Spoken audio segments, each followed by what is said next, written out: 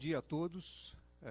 Agradecemos aqui a presença de todos vocês e estamos aqui hoje para anunciar que recebemos do Comitê de Direitos Humanos da ONU a decisão que encerra o caso do ex-presidente Lula, que nós levamos aquele órgão em 2016. A ONU nos mandou uma decisão que acolhe todos os fundamentos que nós apresentamos.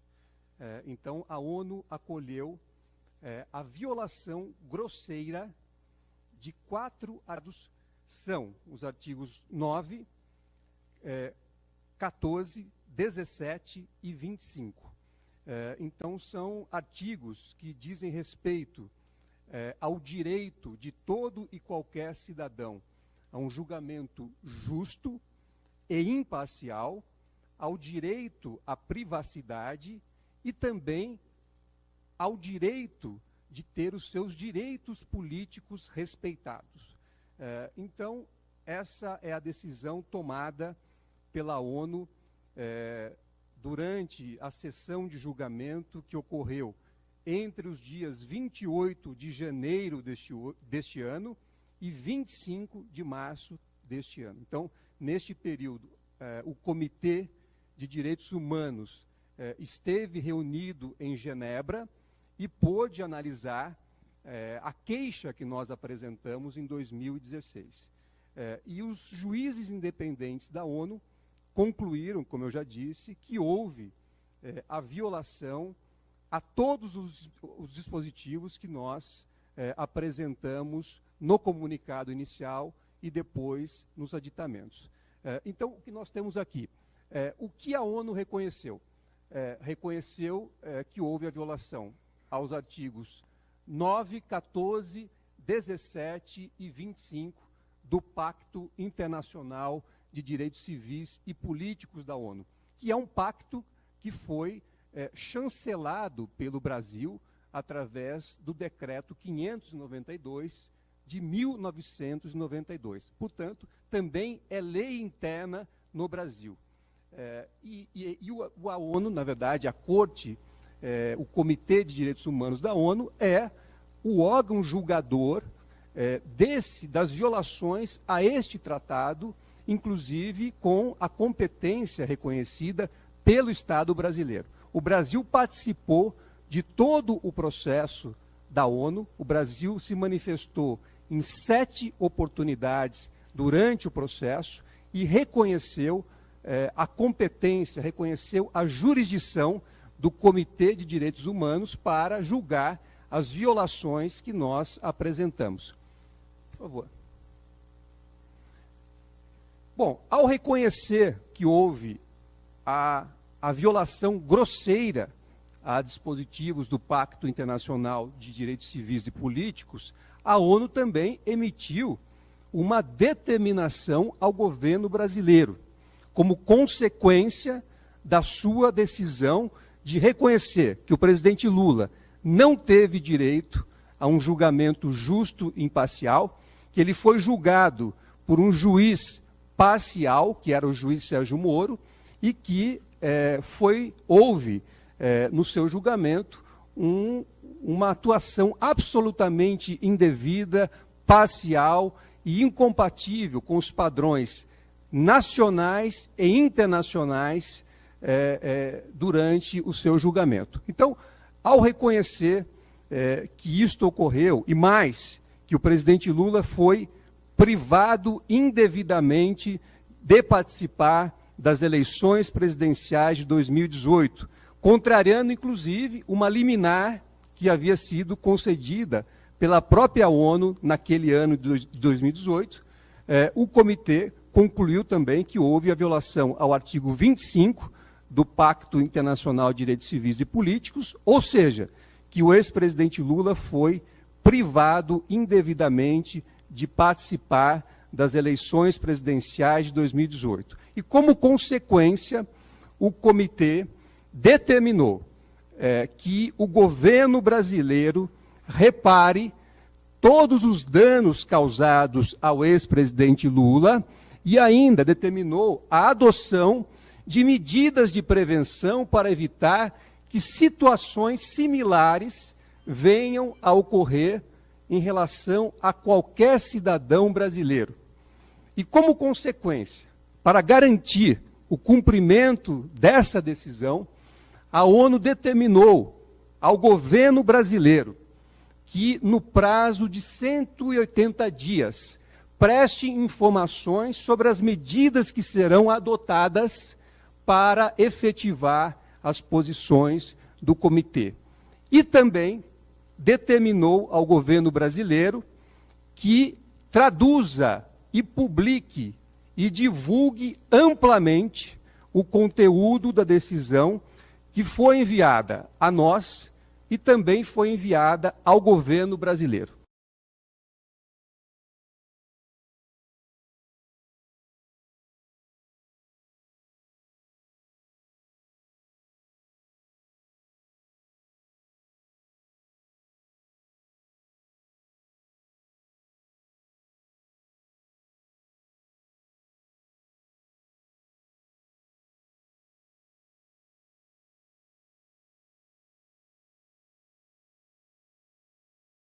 Então, essa é a conclusão do julgamento da ONU. Reconhecer todas as violações que nós apontamos na queixa que foi apresentada em 2016 e, como consequência disso, determinou que o ex-presidente Lula tenha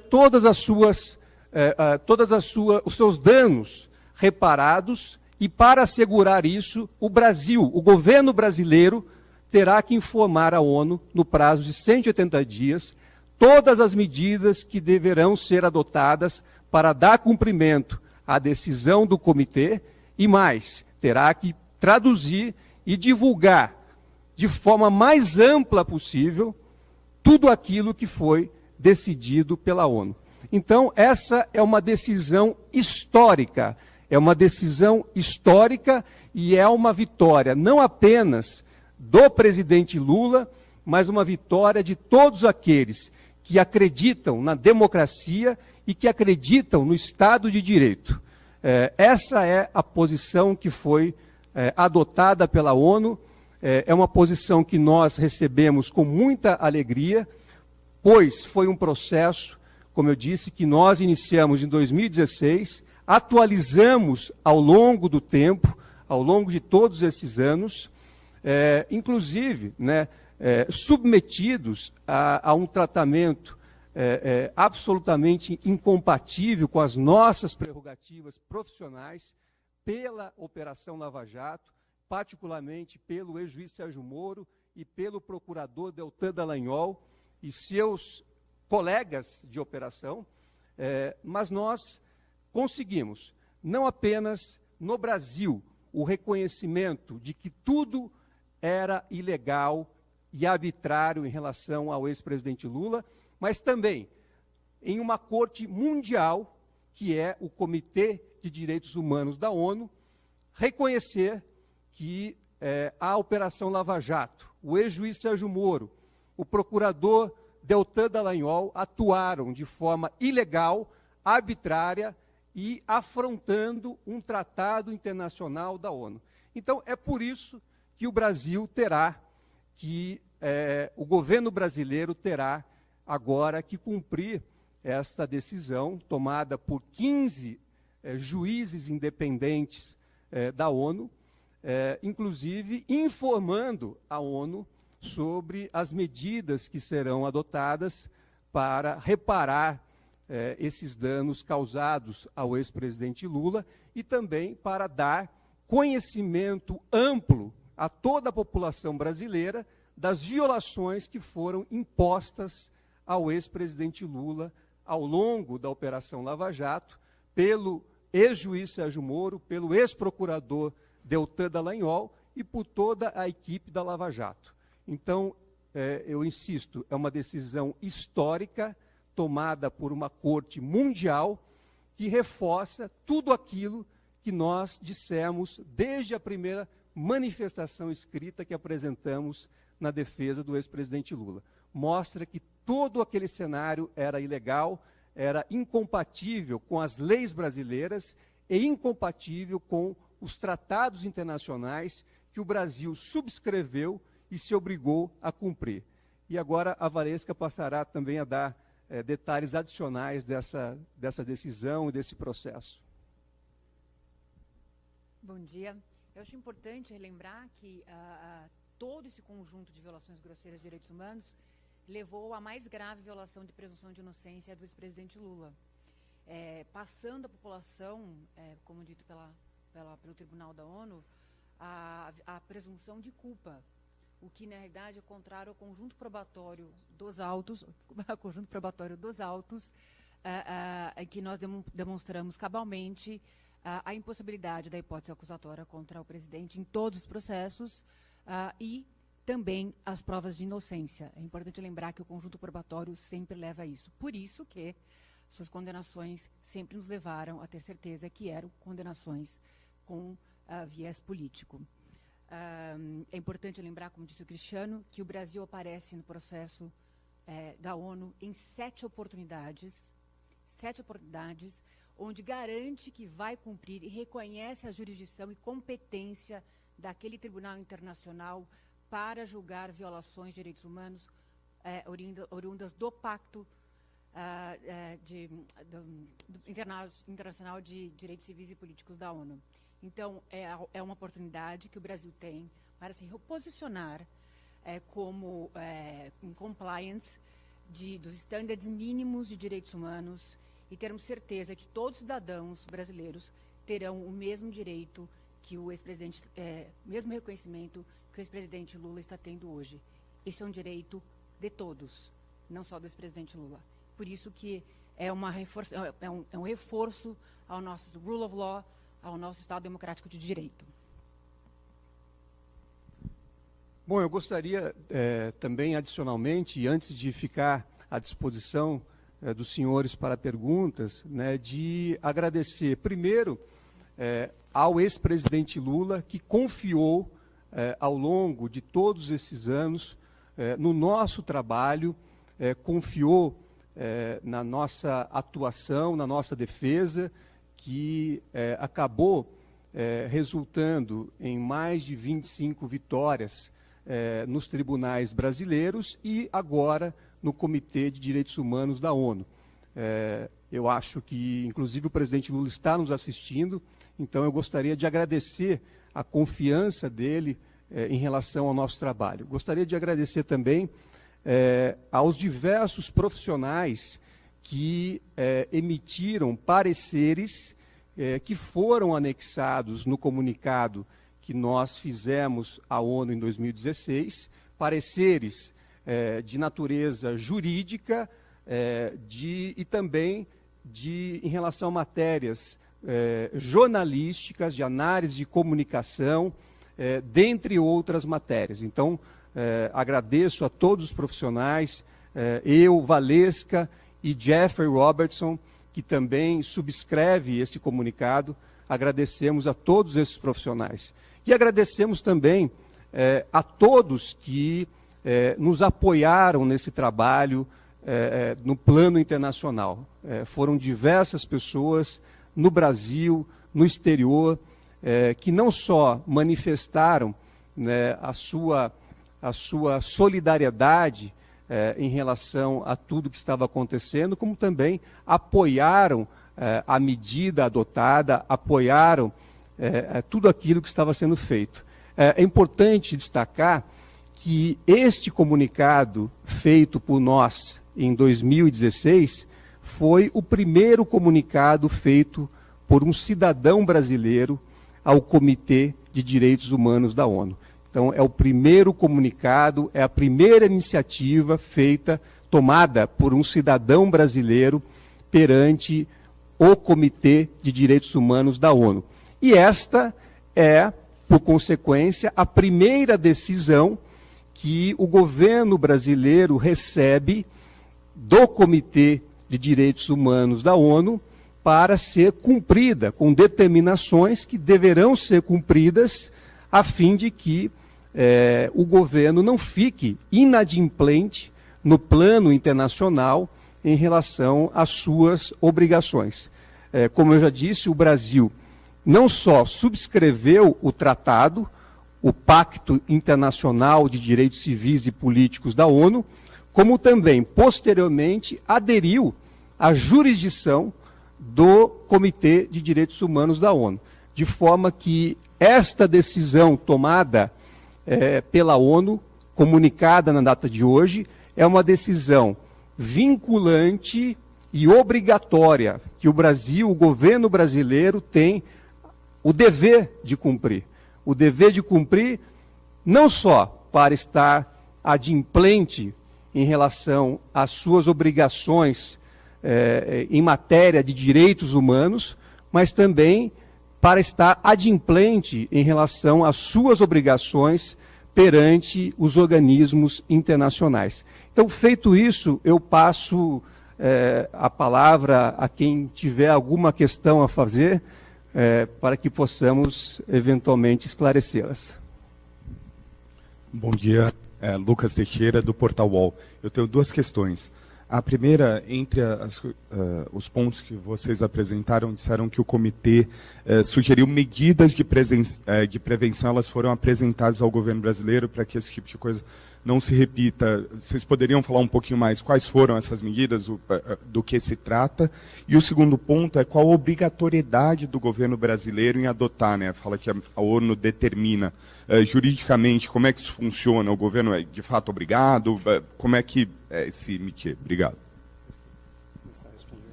Bom, vou começar respondendo do final. A decisão ela é obrigatória e vinculante. Por que é obrigatória e vinculante? Porque, primeiro, o Brasil subscreveu o Pacto Internacional de Direitos Civis e Políticos. Como eu disse, há um decreto brasileiro de 1992 ratificando esse tratado internacional, aderindo a esse tratado internacional. Mas não foi só. O Brasil, posteriormente, também subscreveu um documento complementar a esse tratado e aderiu à jurisdição do Comitê de Direitos Humanos da ONU. Ou seja, o governo brasileiro assumiu que as violações que viessem a ocorrer em relação ao Pacto Internacional de Direitos Civis e Políticos poderiam e deveriam ser julgadas pelo Comitê de Direitos Humanos da ONU. Então, a partir desta posição, nós assumimos que há uma obrigação do governo brasileiro de cumprir esta decisão, porque ela impõe uma obrigação internacional ao país. É importante destacar que o governo brasileiro participou de todo esse processo que tramitou desde 2016 perante o Comitê de Direitos Humanos da ONU. E nas 7 oportunidades em que se manifestou no processo, o Brasil, em todas elas, reconheceu a jurisdição e a obrigatoriedade das decisões tomadas pelo Comitê de Direitos Humanos da ONU. Então, é uma decisão obrigatória que deve ser cumprida e que nós esperamos que seja cumprida, até porque ela busca colocar o Brasil no patamar universal de cumprimento e observância dos direitos humanos. Em relação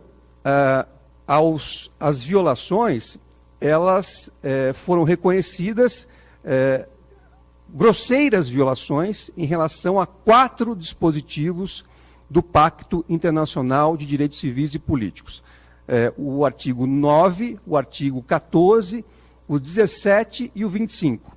Esses artigos do pacto tratam, primeiro, do direito de todo e qualquer cidadão a ter um julgamento justo e imparcial. Segundo, o direito à privacidade de todo e qualquer cidadão.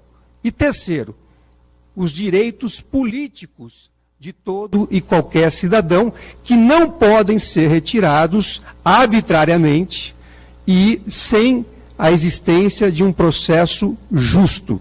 Então, é isso que a ONU reconhece, e essa decisão, como eu disse, terá que ser cumprida pelo Brasil. O Brasil deve informar a ONU, há uma obrigação do Brasil informar a ONU em até 180 dias quais as medidas que irá adotar para cumprir esta decisão tomada por aquela Corte Internacional. Uma decisão que eu repito, que é histórica e uma decisão de extrema relevância, não só para o ex-presidente Lula, mas, insisto, para todos aqueles que prezam pela democracia e prezam pelo Estado de Direito.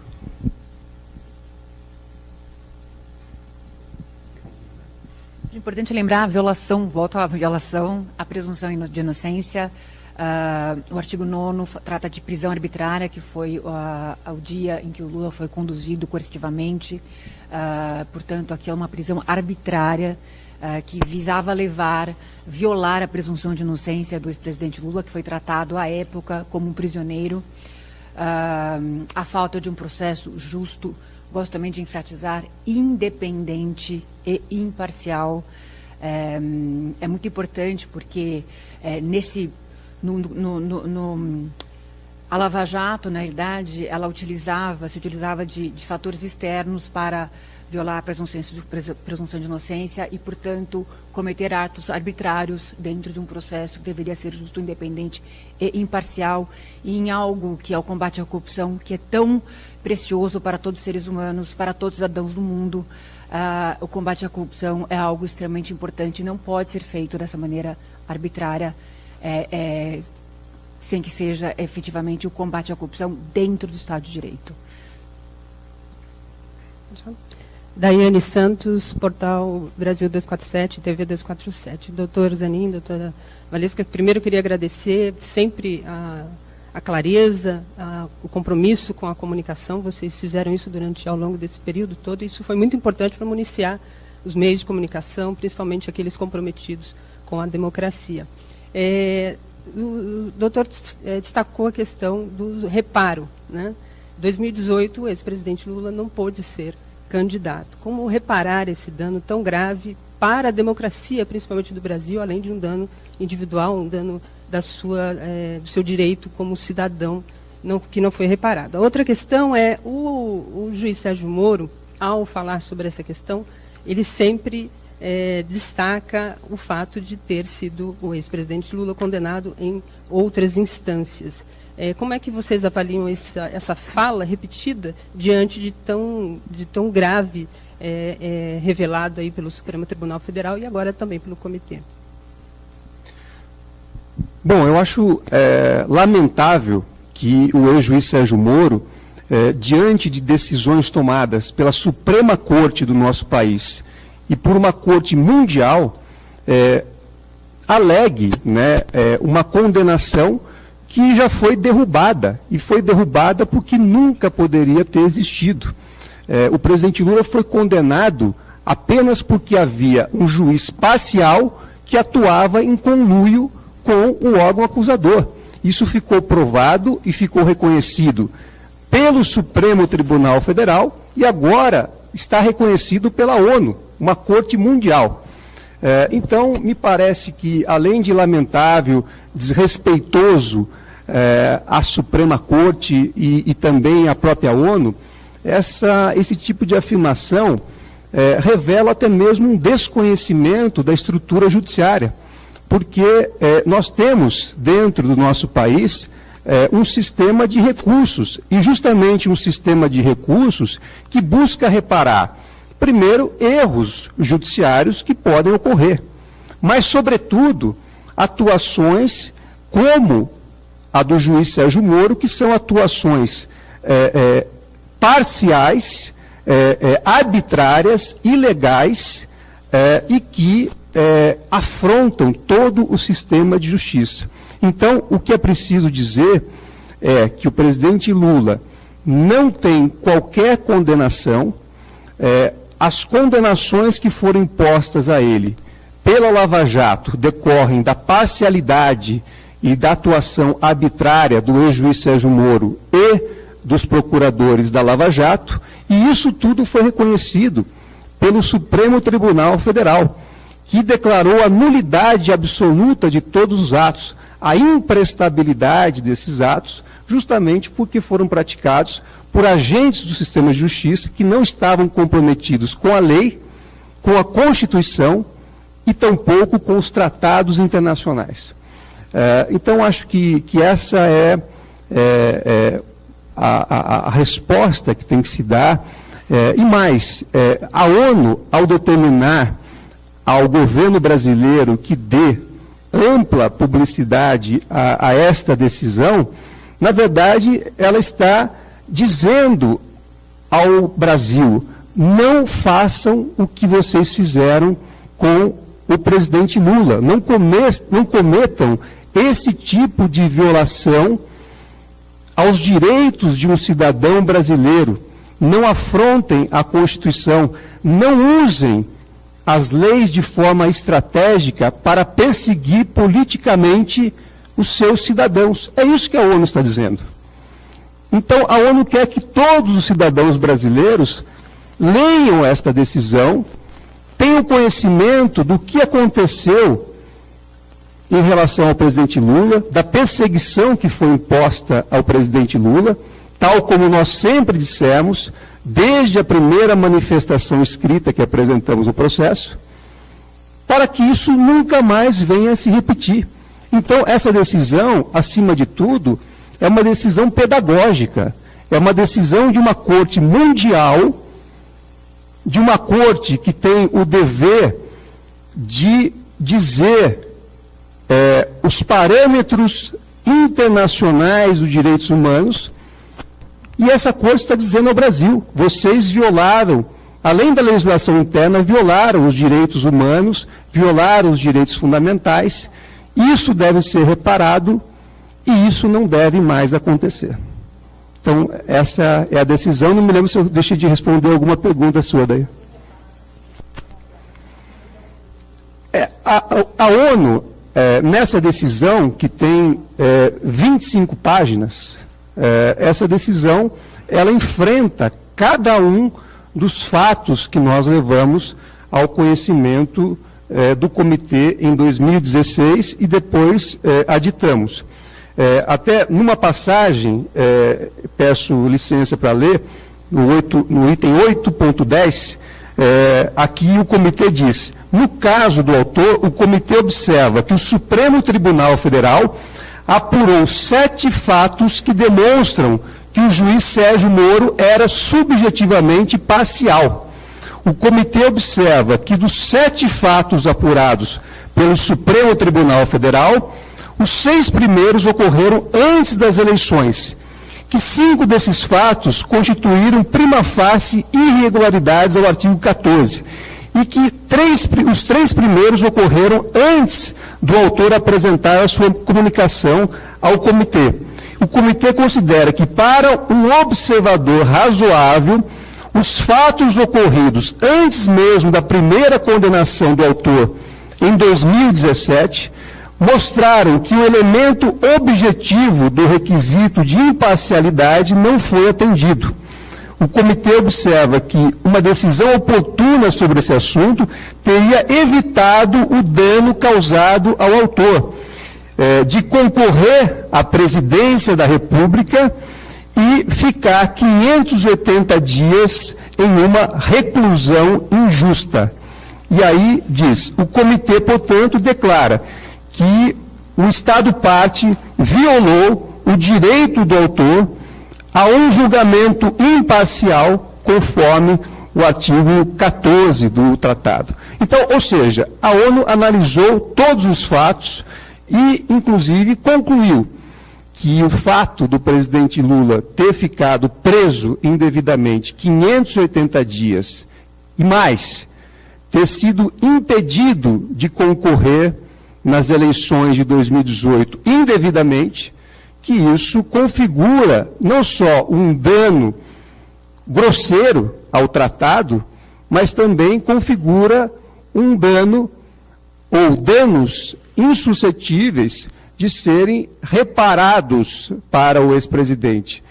Não é possível voltar e dar a ele a liberdade daquele período. Não é possível voltar no tempo e deixá-lo concorrer em 2018. Mas o governo brasileiro deve informar a ONU em 180 dias como irá reparar esses danos que foram causados ao ex-presidente Lula e mais, que foram causados à democracia do nosso país. Afinal de contas, não só o ex-presidente Lula ficou impedido de concorrer em 2018, como também os cidadãos brasileiros ficaram indevidamente impedidos de votar nele, se assim o desejassem. Pode? Olá. Tainá Falcão, da CNN. Quero entrar um pouquinho mais para entender melhor, na prática, como é que vai funcionar o reconhecimento, então, pelo Estado brasileiro. Qual é o efeito prático disso? Entender se existe, de que forma, algum mecanismo para obrigar o Estado a se posicionar. Se não, o que a defesa pensa em fazer? E quando os senhores falam em reparação, que tipo de reparação se espera do Brasil? Na verdade, a expectativa é que o Brasil consiga, em 180 dias, mandar um relatório para a ONU com medidas a serem adotadas pelo governo em todas as instâncias, em todos os branches governamentais, para que seja dado cumprimento à decisão. E é o que nós esperamos. Na verdade, o que nós, como a Valesca disse, o que nós esperamos é que o governo diga à ONU como vai cumprir esta obrigação. Então, hoje, a bola está com o governo brasileiro, que tem que responder para a ONU em até 180 dias, dizendo como irá reparar os danos causados ao ex-presidente Lula e como irá evitar que outros cidadãos brasileiros sejam submetidos às mesmas violações que foram impostas ao Lula. E mais, terá, como eu já disse, que distribuir amplamente a todos uma cópia desta decisão. Mas a forma como a decisão será cumprida pelo governo, é o governo que tem que dizer à ONU, e a ONU vai dizer se concorda, se aceita, se é suficiente ou não. Então, por hora, nós temos que esperar qual vai ser o pronunciamento do governo brasileiro ao Comitê de Direitos Humanos da ONU, informando as medidas que adotará em relação ao ex-presidente, também para evitar que outros cidadãos brasileiros sejam submetidos ao mesmo tipo de violação. Acrescentar que esse processo, o Brasil, nesse processo foram 7 manifestações, foi dada ampla defesa e contraditório, foi observado o princípio da ampla defesa e contraditório, onde o Brasil, repito, comprometeu-se em cumprir todas as determinações, comprometeu-se no caráter vinculante. Então, nós esperamos, sinceramente, que o governo brasileiro, no prazo dado pela ONU, consiga elaborar um relatório de medidas de cumprimento dessa decisão para que nenhum outro cidadão, não só reparar os direitos do ex-presidente Lula, mas também paralisar todo e qualquer tipo de violação aos direitos civis e políticos de brasileiros. Laura Capriglione, Jornalistas Livres. Eu queria perguntar o seguinte, bom, o golpe, essas medidas todas persecutórias contra o Lula foram tomadas no âmbito de Moro, foi o TR4, aquele tribunal lá do Sul, e foi o STF. A minha pergunta é a seguinte, será que essa imposição da reparação não deveria ser encaminhada diretamente para o STF, já que ele mesmo reconheceu que errou? Segunda questão, a gente sabe que o lawfare não é feito sem mídia, foi feito com mídia. E a gente sabe que ontem, apesar dessa grande vitória que vocês obtiveram e que o presidente Lula obteve, só o portal UOL noticiou com destaque. A Globo não deu, a Folha não noticiou na primeira página, o Estadão não noticiou na primeira página, nós não temos eles aqui, inclusive, presentes, a não ser o UOL. A minha pergunta é a seguinte: como concessões públicas, essa reparação do Lula não deverá incluir também uma manifestação nessas televisões e nesses canais, obrigatória como forma de reparação, porque isso está previsto na lei dos jornalistas, que rege o nosso, né, direito de resposta, e agora com essa decisão do STF, queria perguntar se vocês não têm a intenção de exigir a reparação, já que ele foi linchado em todos esses veículos durante esse tempo todo da perseguição. É isso. Obrigado, Laura. Acho que a primeira consideração importante é que o presidente Lula jamais perdeu o seu estado de inocência. Mesmo com as condenações arbitrárias que foram impostas pela Operação Lava Jato, pelo ex-juiz Sérgio Moro e pelo Tribunal Regional Federal da 4ª Região, nós temos uma Constituição da República que prevê que a presunção de inocência só pode ser superada se houver uma decisão condenatória transitada em julgado. Então, jamais houve uma decisão condenatória transitada em julgado contra o presidente Lula, mesmo nesse ambiente de lawfare e nesse ambiente de perseguição que agora a ONU reconhece. Primeiro ponto. Se não houve a superação da presunção de inocência, de acordo com a nossa Constituição, isso significa que o presidente Lula deveria e deve receber, não só do Poder Judiciário, mas de todo e qualquer cidadão, incluindo os veículos de imprensa, um tratamento compatível com o estado de inocência. Então, aqueles que violaram essa regra de tratamento, ao meu ver, deveriam sim também participar dessa reparação. Deveriam reconhecer que agiram indevidamente e fazer a devida reparação. A ONU obriga o Estado brasileiro a dizer como irá reparar. O governo tem que dizer como isso será reparado. Foram 7 anos, praticamente, de uma perseguição política, de uma perseguição arbitrária, assimétrica, que agora deve ser reparada. Então, cabe ao governo brasileiro exatamente dizer como irá reparar todo esse período em que o presidente Lula ficou submetido a uma exposição absolutamente indevida perante a mídia, perante a sociedade e também perante a justiça. Então, é isso que nós esperamos.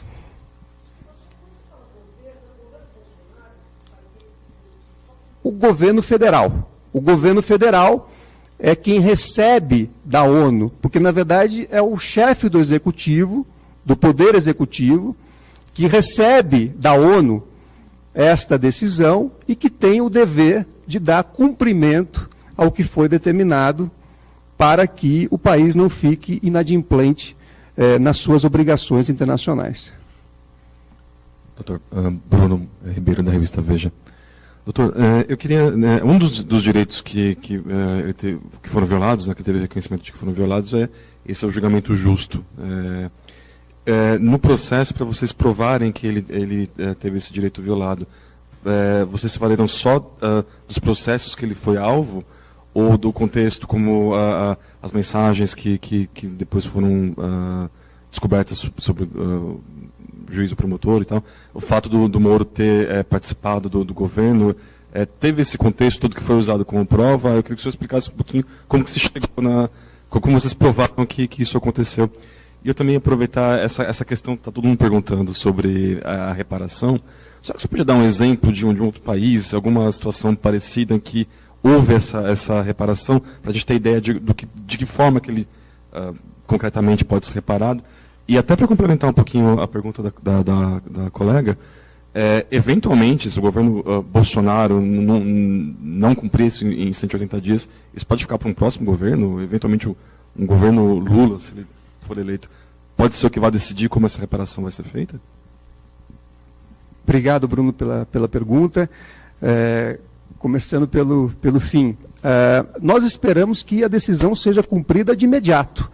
A ONU dá 180 dias, mas eu penso que uma decisão proferida por uma corte mundial da envergadura da ONU deveria ser cumprida pelo governo brasileiro de pronto, até porque é uma decisão que diz respeito a direitos humanos, a direitos fundamentais, não apenas do presidente Lula, mas de todos os cidadãos brasileiros. Então, a nossa expectativa é que essa decisão seja cumprida de imediato pelo governo federal, que hoje é representado pelo presidente Bolsonaro. Em relação ao processo, é importante destacar que ele começou, esse comunicado, né, o processo, ele se inicia em um comunicado que nós apresentamos, eu, a Valesca e o Jeffrey Robertson, apresentamos em 28 de julho de 2016.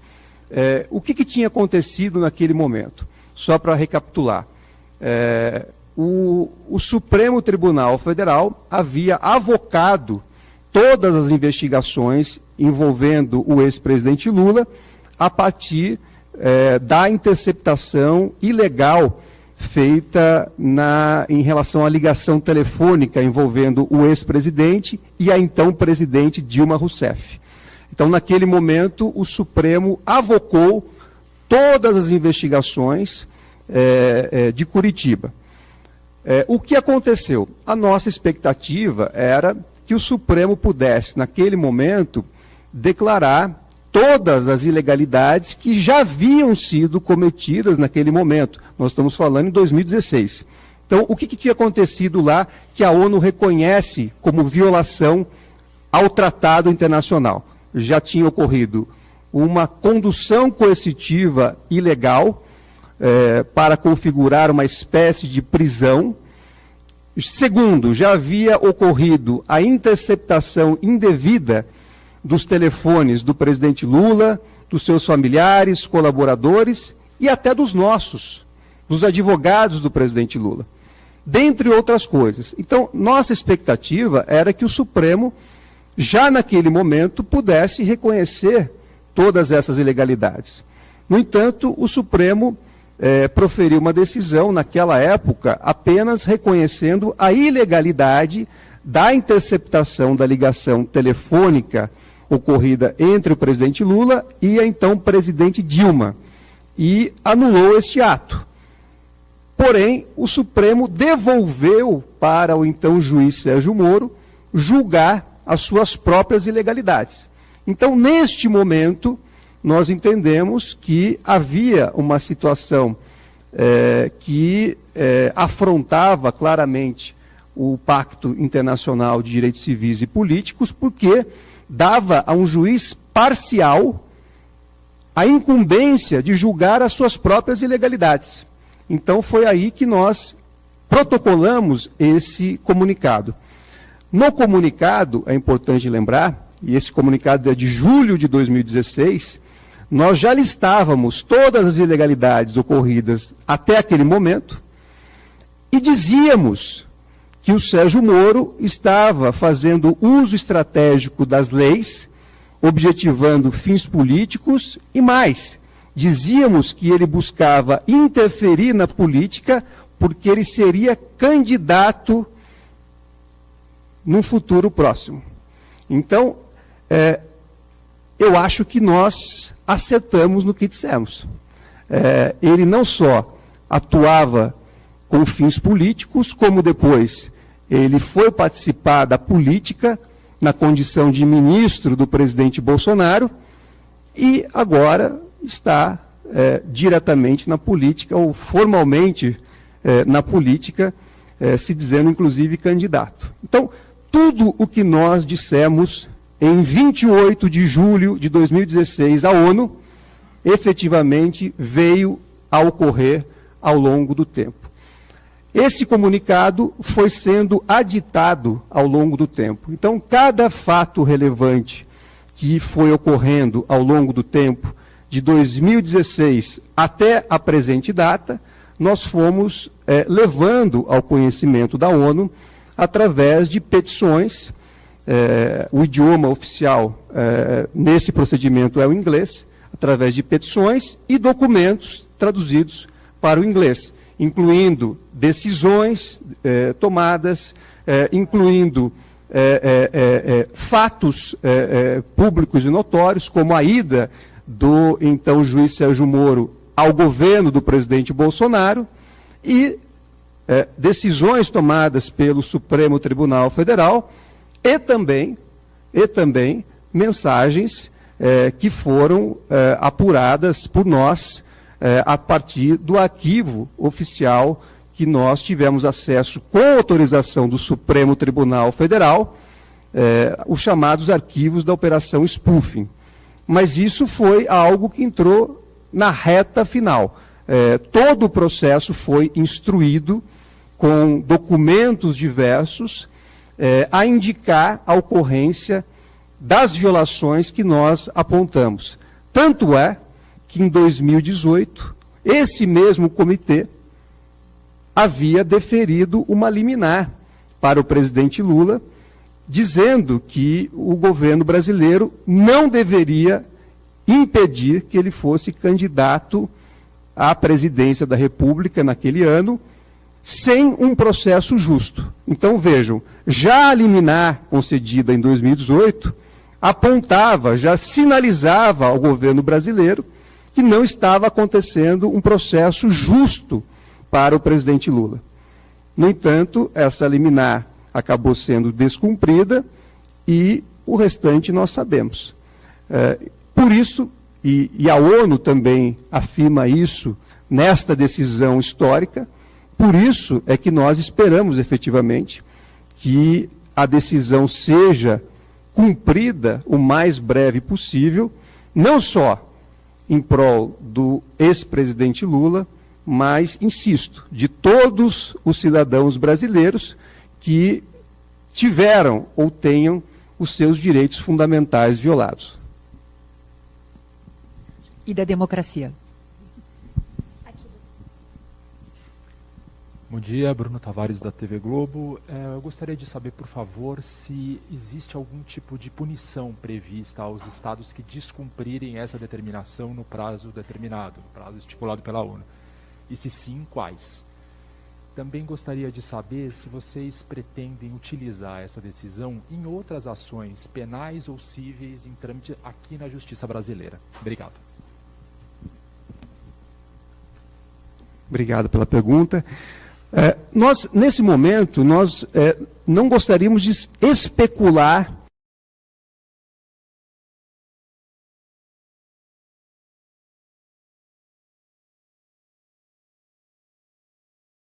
sobre o futuro. Então, o que nós esperamos efetivamente é que o governo cumpra o mais breve possível essa decisão histórica e obrigatória tomada pela ONU. Em relação ao uso em outros processos, acho que é importante lembrar o seguinte, o presidente Lula não responde a qualquer ação penal em andamento nesse momento. Então, todas as ações penais que foram abertas contra ele, ou foram encerradas sumariamente porque não havia nenhum elemento de prova, ou foram trancadas porque houve o reconhecimento da ilegalidade, ou ele foi absolvido.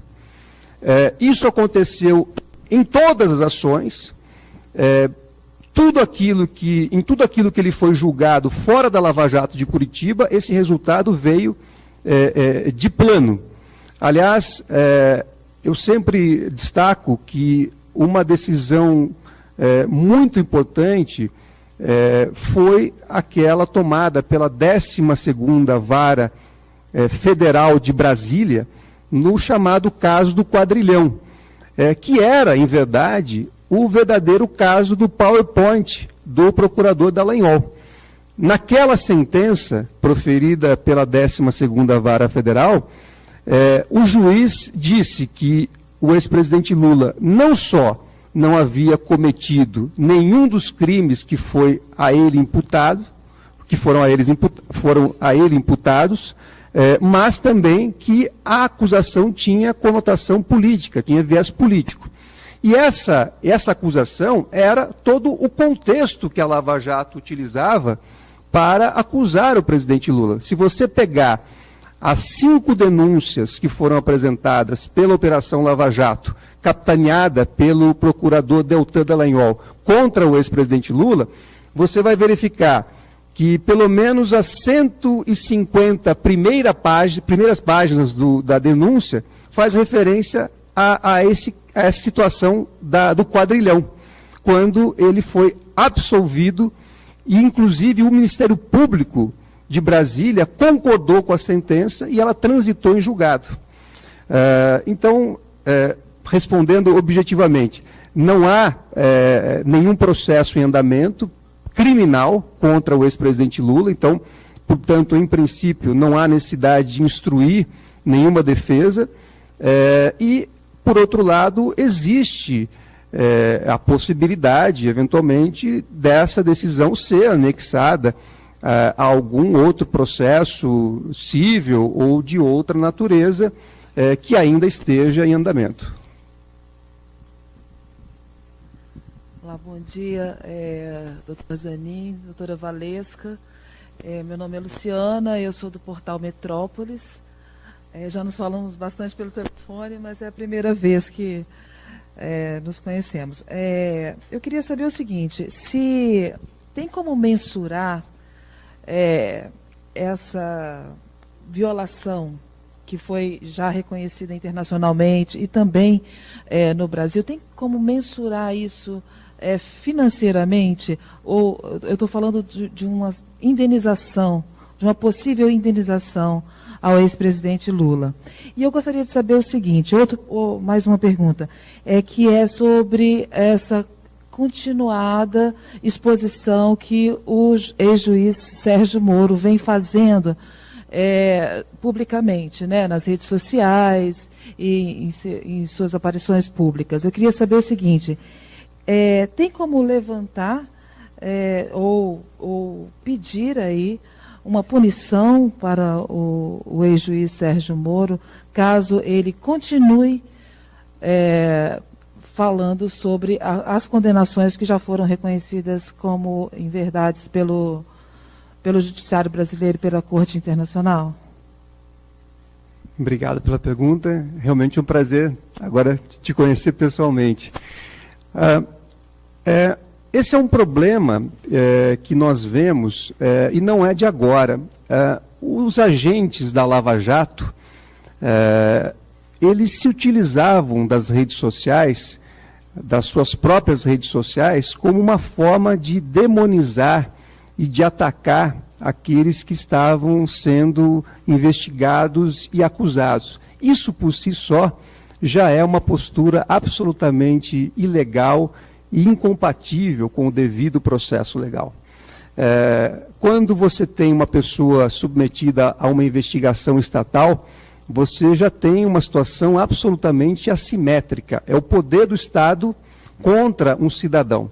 Se você permite que a pessoa que está usando o poder do Estado para investigar e para punir, ela se utilize daquelas informações para projeção pessoal ou para demonizar, usando meios estranhos ao processo, o investigado ou aquele que está sendo processado, isso já configura uma quebra do devido processo legal.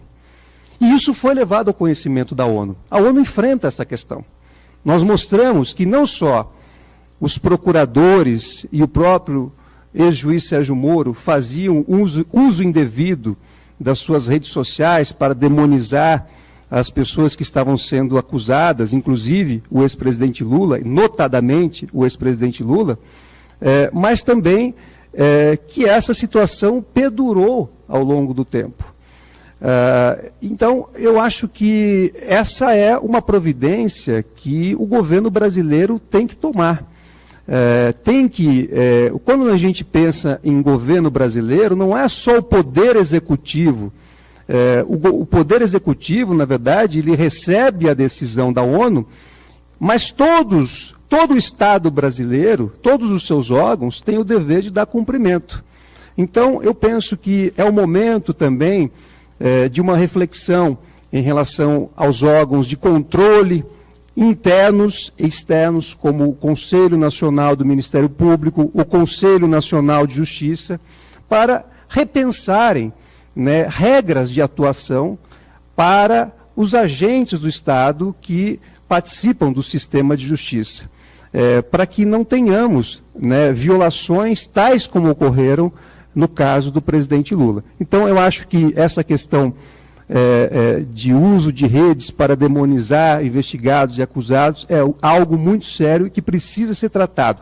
Não estou falando de nenhuma privação, de censura, de coibir a liberdade de expressão. Eu estou falando de pessoas que usam indevidamente o poder do Estado e ainda fazem desse uso em proveito pessoal, de projeção pessoal, ou para demonizar e enfraquecer aqueles que estão sendo investigados ou punidos.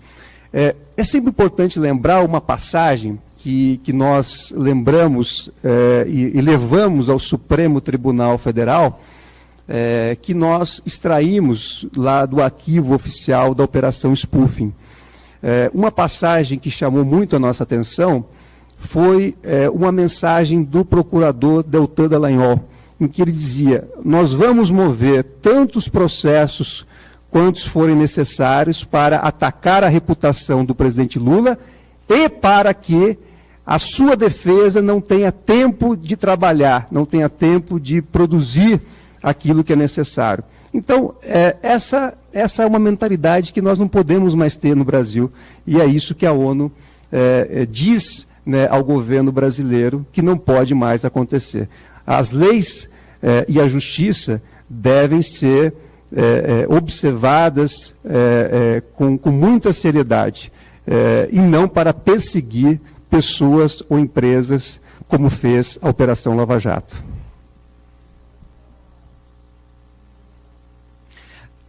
Veja, nós tivemos recentemente um processo também bastante relevante que reconheceu uma atuação ilegal do ex-procurador Deltan Dallagnol ao fazer aquela exibição do PowerPoint.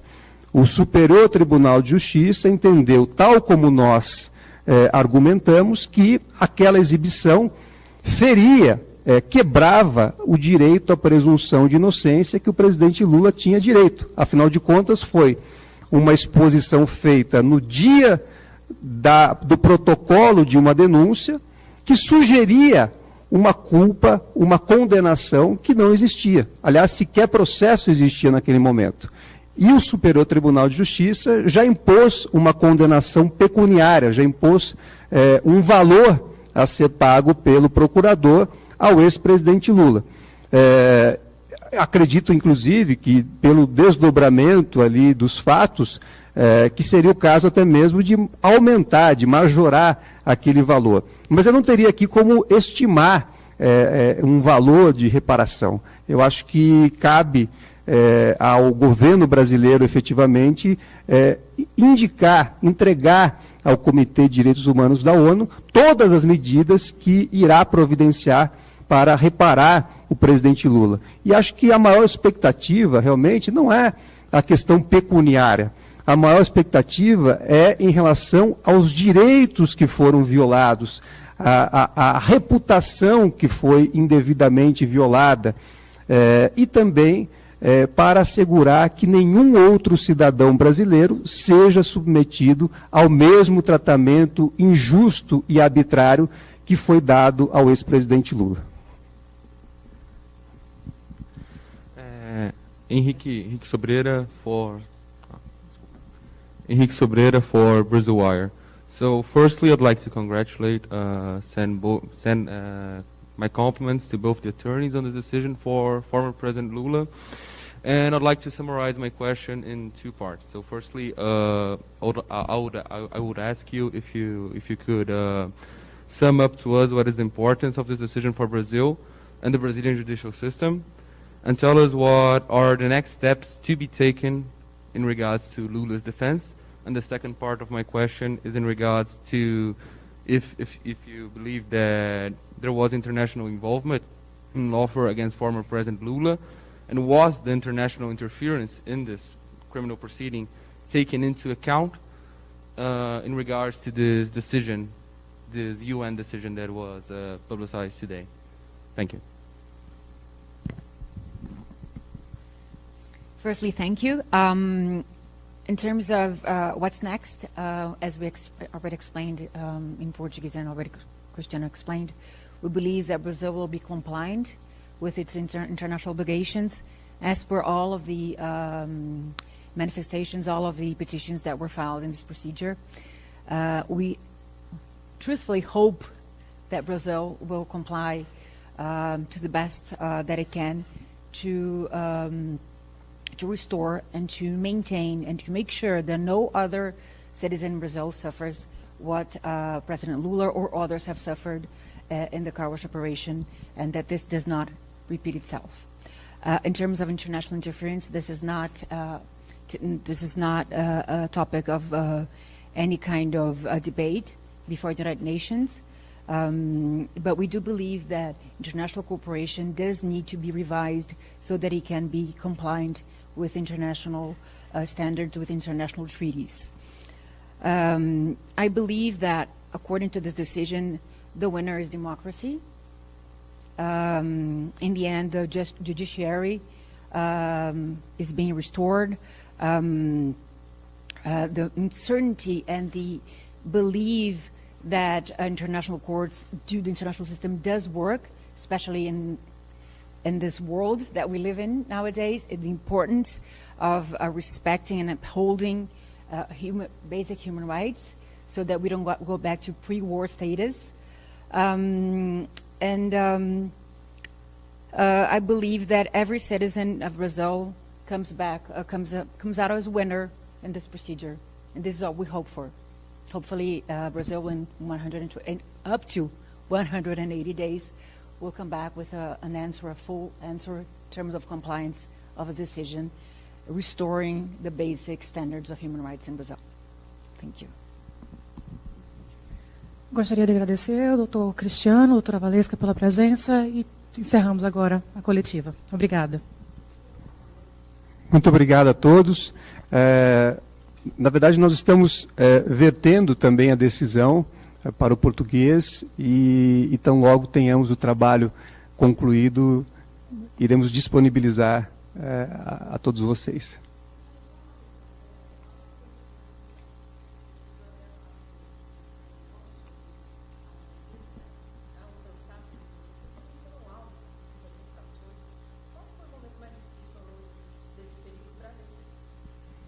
Bom, a questão da interceptação dos nossos ramais, ela foi levada em consideração para julgar o juiz Moro suspeito pelo Supremo Tribunal Federal e também pela ONU.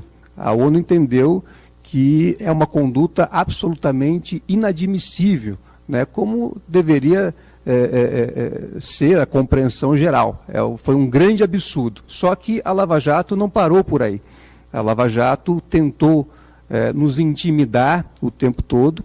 Primeiro, talvez achou que fazendo uma série de denúncias em sequência, infundadas contra o presidente Lula, iria atrapalhar o nosso trabalho. Não conseguiu. Depois foi interceptar o nosso ramal para acompanhar em tempo real a nossa estratégia de defesa. Depois passou a nos intimidar, inclusive publicamente, pedindo notas para associações de procuradores, associações de juízes, como consta nos arquivos da Operação Spoofing. Foram inúmeras notas, inúmeros pronunciamentos atacando a nossa atuação e a nossa reputação. isso também foi levado em consideração pelo Comitê da ONU. E, finalmente, quiseram nos intimidar, invadindo o nosso escritório para levar o arquivo que nós tínhamos com as conversas que foram ilegalmente interceptadas nos ramais do presidente Lula. E isso também foi considerado ilegal pelo Supremo Tribunal Federal e, mais recentemente, o juiz natural entendeu que era uma tentativa de criminalizar a advocacia. Então, esse foi, digamos assim, essa foi a tônica, né, da atuação da Lava Jato em relação a nós, uma atuação absolutamente desrespeitosa, ilegal e que viola grosseiramente as nossas prerrogativas profissionais. Nós enfrentamos toda essa situação com altivez e hoje temos decisões da Suprema Corte e agora de um tribunal mundial que reconhece a atuação ilegal e arbitrária da Lava Jato.